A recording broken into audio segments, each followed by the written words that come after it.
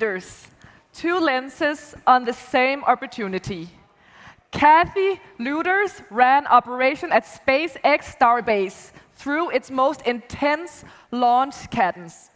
Hélène Huby is, I'm probably pronouncing it completely wrong, is building Europe's first orbital capsule at the exploration company. Please welcome Kathy and Hélène.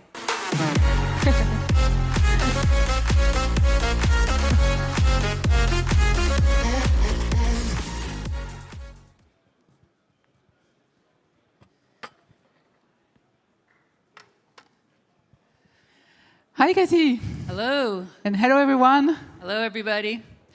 So it's amazing to have you here in Europe. Just for the people perhaps who do not know Kathy, Kathy is the person who created commercial space in the United States. So she's the one, you may remember the story when SpaceX almost goes bankrupt. Yeah. Right? It was in December 28, if I'm not mistaken. And she's the one who, when SpaceX at the end succeeded with their first small rocket launch, you entrusted SpaceX with a $276 million USD contract to build the first commercial capsule in the United States. So you've been the driving force between commercial space in the United States. And then you led all the operations at NASA, so I'm very, very, very pleased to have you here today. And I'm also, as the CEO of the Exploration Company, very, very pleased that you are now a member of our crew. This is amazing to have you here, because we want to bring commercial space here in Europe and to scale it. So, welcome, Kathy. Thank you, Hélène. I really appreciate that. It was amazing to be able to see commercial companies be able to develop, and I was working for NASA at the time, and we kind of took a big leap with commercial companies and decided to invest and see if they could deliver cargo services to the International Space Station for us. And that grew from cargo services to eventually crew services, which I was blessed to be the program manager for the commercial crew program, and then was able to work at NASA headquarters as we were looking at how to transform and be able to use industry more and more for our exploration missions. So very exciting time. And I'm very excited to be working with the exploration company now as they're working towards delivering cargo and other services here in Europe. But Hélène, why did you start the exploration company? Well, I want to fill gaps. And I also want to create impact. So I'm going to talk about these two things. We have gaps in the European space industry. As an example, we never had a space capsule in Europe. It means that we have no way to bring people to space station. It means that every year we need to pay about 300 to 500 million to our friends in the United States to bring these people up. And if you look at what is coming in our future as humans, space is a fundamental part of our future.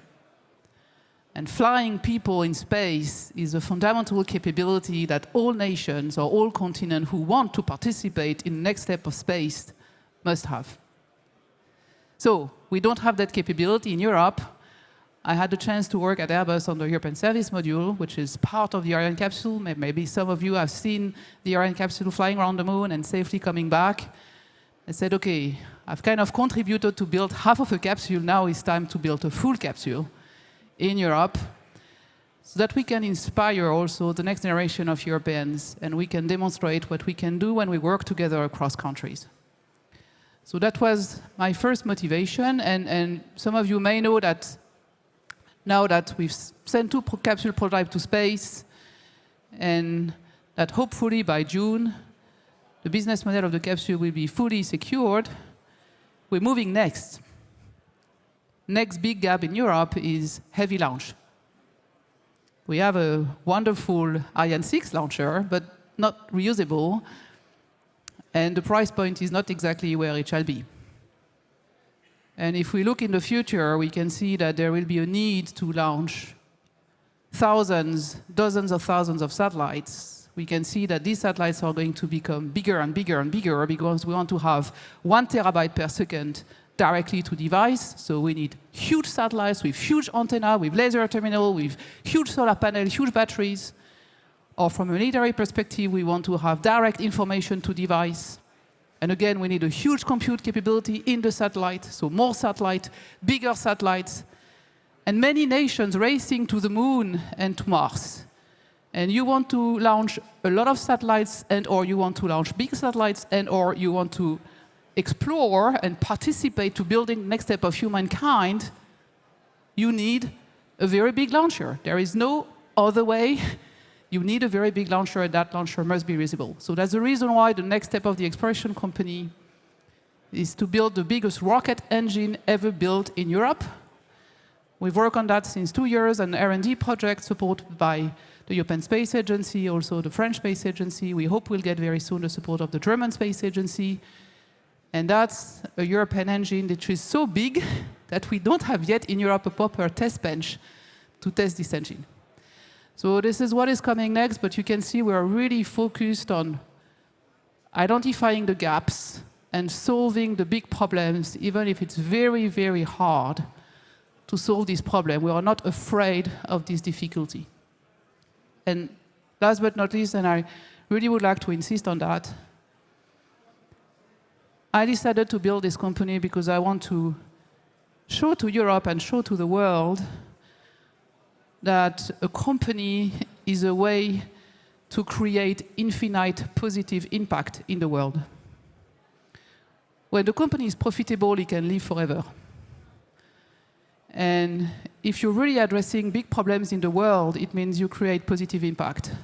And if you're really caring about the people who followed you on the road and who are key members of your company, you generally develop these people, you grow them, and you give to everyone working for the company the possibility to unleash his or her talent, to feel useful, to understand that together we can build something much greater than ourselves, and to play together as an orchestra, mixing our best talent.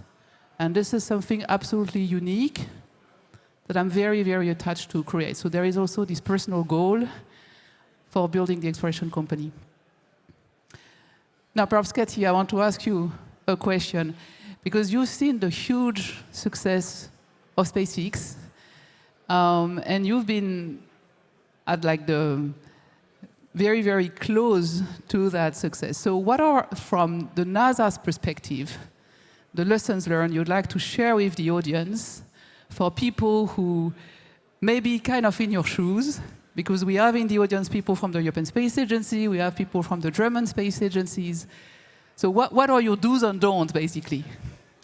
So I think one of the big things when we started out working commercial resupply services, and obviously SpaceX succeed, but I also want to talk about Northrop Grumman succeeding, and I also would like to talk about that there's multiple, and Boeing getting their vehicles ready. And so when the government begins to work with industry in a different way, what that does is that enables innovation. And it enables people within the space industry, within the US, to be able to see that they can invest in their technology development, come up with a solution that the government can use, but then yet still be able to own their intellectual property and be able to then offer that up as capabilities to other users. And so SpaceX in particular was able to do that as they developed their commercial resupply capabilities. It meant them also developing their medium-class launch vehicle. And with working with the government, they were able to, the government our key services that we contracted with them enabled them to have an anchor tenant that then allowed them to go out and get an investment based on that, and then enabled them to be able to then become a premier launch capability where they are today. So it's this ability for the government to partner with a key mission. I think that was critical, and then, but yet the companies to be able to own that intellectual property so that the company then was able to go and look at where are there other gaps that they could meet within industry at a cost point that then would ensure that that they had a capability going forward. But this really required NASA to operate differently. NASA had to not just own all the intellectual property, which had never been done before on a human spaceflight program. NASA also had to change how they did their requirements and their contracting using fixed price services contracts. So all of these were key enablers for SpaceX and Northrop Grumman and any of the other companies to be able to then go use that and use what they've learned and developed and then be able to leverage it. But what it also created was people began to see that companies could do that, and then it created a business climate where they were willing to go invest in companies that would eventually grow to have the government as an anchor tenant, but also would grow to then be able to support services across the sector. And so that's why you see in the US now, you have Fireflies, and we have, other companies out there that we have Sierra, we have other multiple space companies out there that are looking at and becoming capable, like services companies for the government, but also for research communities and other industry providers that are out there. So it really opened the aperture and opened the use of space across the board in the US. And in the same way, I think, Hélène, so would that environment help you here in Europe? Yeah, we've seen also that change happening in Europe, and thank you because you're contributing to that change happening in Europe. There's been two significant milestones in Europe actually in the past 18 months. A bit more, but the first one was the competition for the European capsule, that, by the way, we won.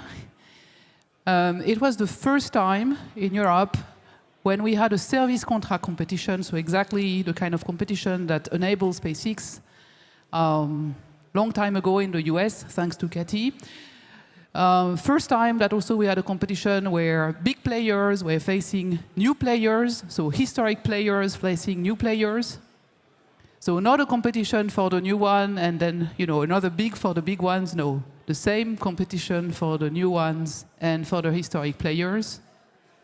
And first time also, and actually first time in the world, where the companies competing to win this European capsule contract, they had to come with 40%, so 40% of the financing of a capsule privately funded.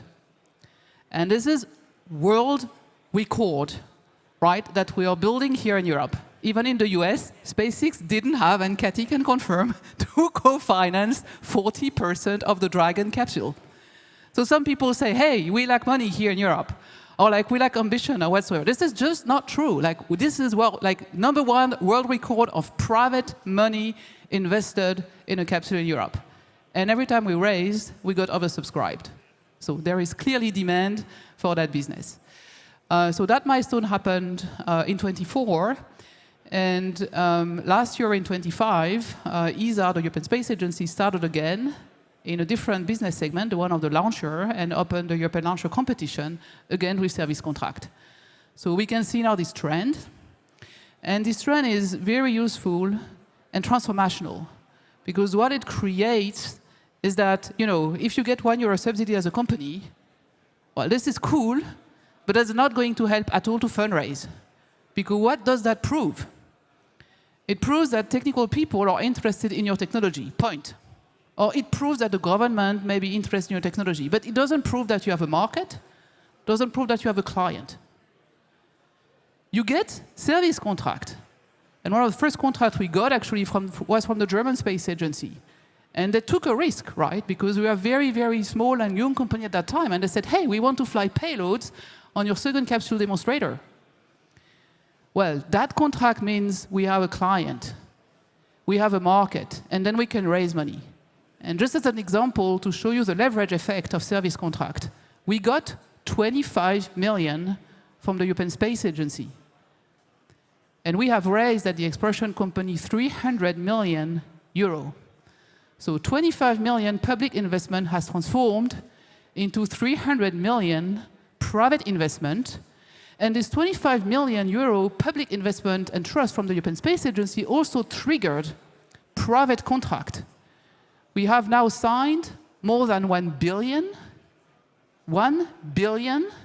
contract with the private commercial stations that will go up there and that will replace the International Space Station. So now, of course, it doesn't cost only 25 million to build a capsule. It's approximately $500 million.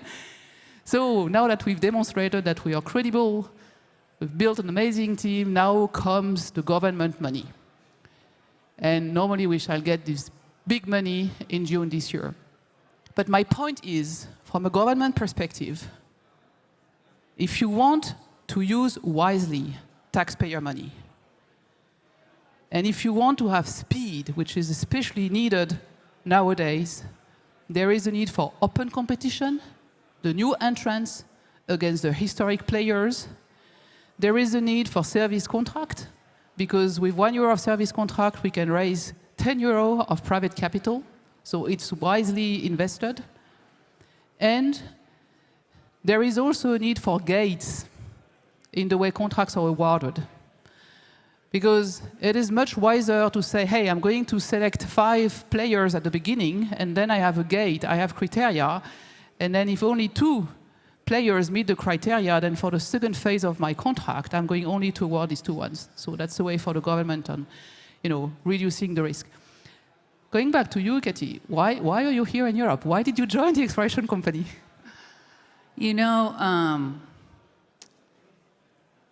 Obviously, in my last job and within NASA, I was able to go from working commercial services in the United States to the broader field and really seeing how the world was doing space. And I just felt like at the time it was very, very important, because when we work together, we can live together. And keeping those connections tighter is very, very, very important. And so at that stage, it was when you reached out, I think one of the things that really struck me was it's about finding ways for the world to deliver space vehicles. And I think that's one of the things that, as we talked about, like the mantra for the exploration company, it's about the world delivering space vehicles. And so, and having this be a collaborative endeavor across the world. And so, to me, this is my opportunity now to be able to come over here and experience. Obviously, Europe's a great place to be and a great place to live. And my husband's Irish, and I'm actually an Irish citizen, so it's obvious for me to be here, but also for me to feel like I'm contributing to growing the space industry here in Europe and contributing to that vision of us doing space together. And Hélène, where do you see this endeavor in 10 years? Yeah, thank you for the question, and also thank you for reminding us, Katie, about the mission of the exploration company. Our motto is, and actually was built together with Katie, space vehicles for humanity. So it means every vehicle we built it across nations, and not only across nations in Europe, but across nations in the world. And this is, to me, very important. We have built here in Europe something very special, very unique. We've experienced the worst wars, probably. I mean, I don't want to compare anything, of course, but we've experienced centuries of wars. And after the Second World War, we said, let's bring together key technologies. Steel and coal, right? And so that it never happens again. And guess what? Within the countries who brought together this critical technology, it never happened again so far. And this is something we must cherish, we must protect, and we must scale. Because the younger generation may have forgotten, but democracy, as we see today in many, many countries, is something very fragile. Peace is something very, very fragile. So exploration company, of course, we are a profitable business, we'll be profitable next year, by the way. But as I was saying, a company is an engine for good, and the good that we want to create in the world is collaboration through our vehicles. The capsule is built 80% in Europe, 20% in the US. It's been certified by NASA. For the rocket, we will be working with another continent that I cannot disclose right now, but it's exactly the same idea. And we've signed a partnership with Ukraine to develop this rocket engine. And it's also, I believe, the first time that we sincerely and genuinely develop a rocket engine across countries in Europe. There will be system engineering in Germany, there will be system engineering in France, there will be the turbo machinery in Germany, there is the valves in Germany, and there is the design of the combustion devices in France, and that design is being printed in Germany. That integration of such a piece of like the biggest rocket engine ever developed in Europe never happened. So where I see the company in 10 years, I'm going to be very honest with you. I'm very old, I'm 48. When I'm 60, I want to see a human-rated capsule being launched by a very heavy reusable launcher from Kourou. And I want to see in that capsule, of course, not only European astronauts, but astronauts from other continents. And that launcher is scalable in the sense that it can also provide access to space to other countries. And if we do that, not only will we have solved two huge gaps in Europe, the one of the capsule, the one of the heavy, affordable, reusable launcher, but we will have scaled worldwide the European model of collaboration across countries. So with that, I propose we open the floor for the audience. Perhaps there is one or two questions that we may take.